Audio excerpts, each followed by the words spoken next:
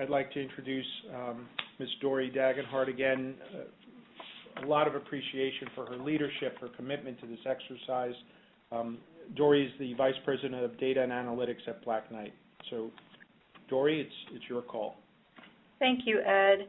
Welcome, everyone, to our review. I'm very excited to cover the content of the white paper and have some closing remarks. So we'll go ahead and get to the meat of the call here today on the analysis.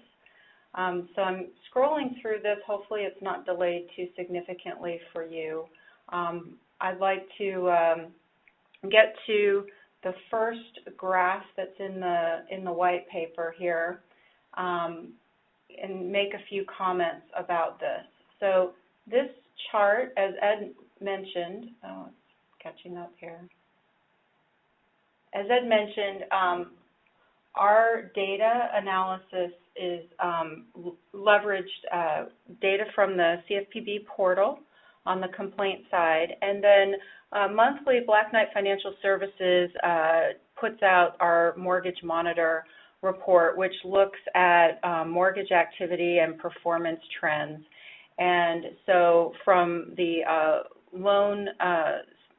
lending side of the house, we used our Mortgage Monitor data to compare with the complaints.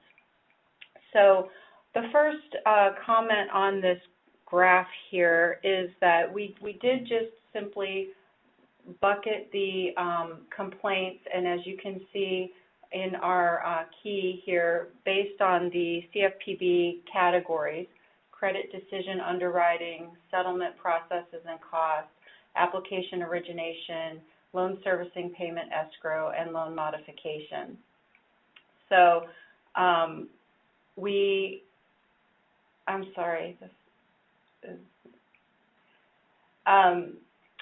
we're just simply showing here those categories from the inception of collection, which was late 2011. We actually started Q1 2012. And a couple of general observations. There appear to be some seasonality in the reporting of complaints, where we can see each quarter of each year. Fourth quarter looks to be relatively light, and first quarter of the following year tends to be heavier than the preceding quarter. Another observation is that we see generally complaints were trending up with a peak in Q1 of 2013, and then generally trending down thereafter. For the remainder of the study, we focused on 2 years, 2013 and 2014, and our criteria for being included in the study, the normalization effort of the data, if you will, was that the financial institution had to have received a mortgage-related complaint prior to January 1st, 2013. And just by way of note, those what we call late entrants, financial institutions who had complaints lodged post-January 1st, 2013, are represented on this graph, but for the remainder of the report are not contemplated. You can see that with this very thin blue bar here on the top. On the next page, we get into some of the details around the different loan categories and performance. So on page 2, we have a chart that shows inventories of current and non-current loans. For the purpose of this study, our definition of non-current loans does contemplate delinquencies starting at 30 days and moving all the way through foreclosure. So this bottom portion of the chart, you can see we trended from Q1 2013 at 5.1 million down to 3.7 million in Q4 of 2014. So that's a 27% decrease. The inventory of current loans, relatively flat, slightly increasing here, and the combination would be the total number of service loans in the industry. So one of the things we wanted to take a look at, a hypothesis that we wanted to vet, was whether or not, I think there'd been a lot of media around, yes, complaints were decreasing, but the body of non-performing loans, the volume of non-performing loans was decreasing. So one of the things we wanted to look at is whether or not the rate of decline was in line. And what we found is that the rate of complaints declined at a 35% rate compared with the 27% I just showed you on the other graph. So this chart shows the complaints related to loan modification, foreclosure activity as defined by the category by CFPB. So these are the complaints. Another major point in the study was the fact that overall we have a relatively low number of complaints compared with the loan volumes, whether it's the non-performing loan cohort or performing loan cohort. So here, these are complaints in the categories of loan modification, collection, foreclosure per quarter per 10,000.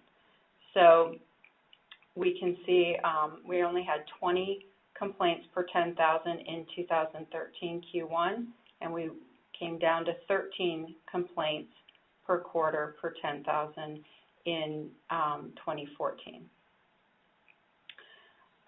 Another point that we wanted to make was that we are aware of the transitions and the activities that servicers undertake when managing delinquencies. So it's our view that there are opportunities at each stage, transitioning from 30 days to 60 days delinquent, for example, 60 to 90. So there are opportunities at each of those stages for a borrower to lodge a complaint.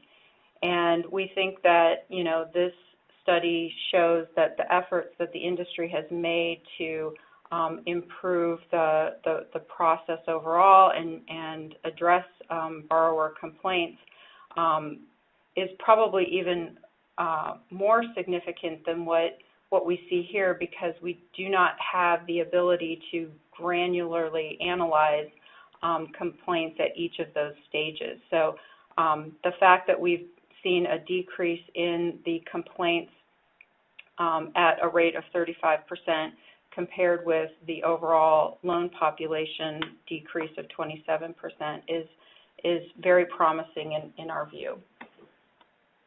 So this chart is looking at the performing loans, and from a complaint category perspective, we are comparing the performing loans to the categories of loan servicing, payments, escrow accounts, and inventory. So if you recall from the first chart, there were some other classifications of complaints, particularly credit decision, underwriting, settlement process and costs, application origination, mortgage broker. Those complaint categories are not contemplated in this study either. So one of the things we wanted to call out here is we have, less than 1 basis point. So this decimal point is correct. It's not a typo. We have, 0.73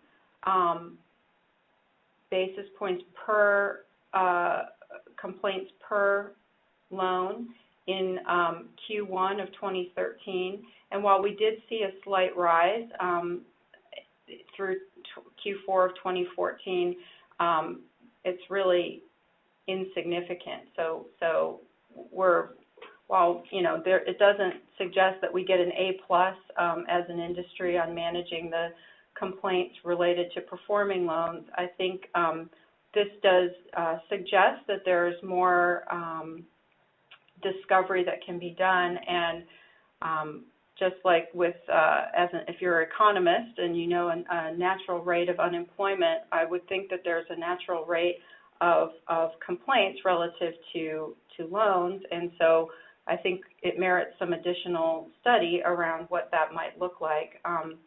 So this is just looking at the performing loans and the complaints related to that. The other piece in the white paper, just we have some disclosures, and the appendix I mentioned the information about the loan classifications as Black Knight defines it. And so we have some additional information in here about our loan classifications. We're happy to provide additional feedback and clarifications as you would like. This was just an opportunity to kind of give you an overview of the white paper which we've published. We will provide copies, or actually I think most of you on the call have received a copy through the 5-Star this morning. And we really want to take the time to thank you, Ed, for providing thought leadership on the concept and focus of the paper. We look forward to working with you, the mortgage servicing community, and government regulators to provide additional analysis. And we hope that that will lead to improved policies and processes. We have internally discussed other types of analysis we'd like to do. For example, looking at performance by geographies, performance by loan type, performance by